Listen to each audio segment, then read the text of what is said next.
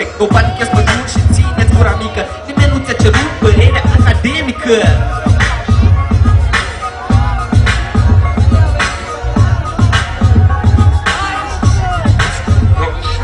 I want to tell you something, it's real bad, guys. Do not think you are important because you are not.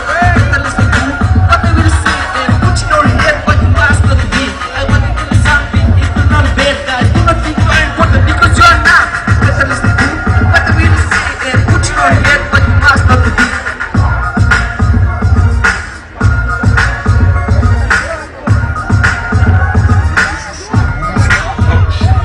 Mai bine ține sprijinul și vii tu mai atent. Și vorbesc în gură, tu ești decadent.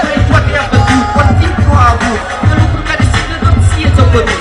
Ai reușit să treci cu oații și urale. Dar nu ce să facă să nu mai stai în cale. Crezi toată se întoarce și altul nu mai vine. Nu mai mergi să iau de-a tu e doar o iubire. Nu sper studenți disgrație și chiar de invitație. Dar dat în gură, frate, părerea studitate. Și acum am hotărât și zic, o să închei. Fără să mai continui, că simt eu de vâlei.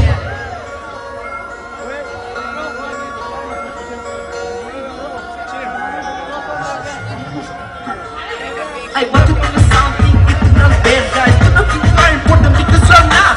Better listen to what I will say and put in your head what you must not be.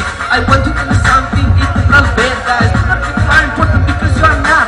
Better listen to what I will say and put in your head what you must not be. Vă doamne sănătate și zbor la comentat, că știu că această piesă voi nu ați ascultat.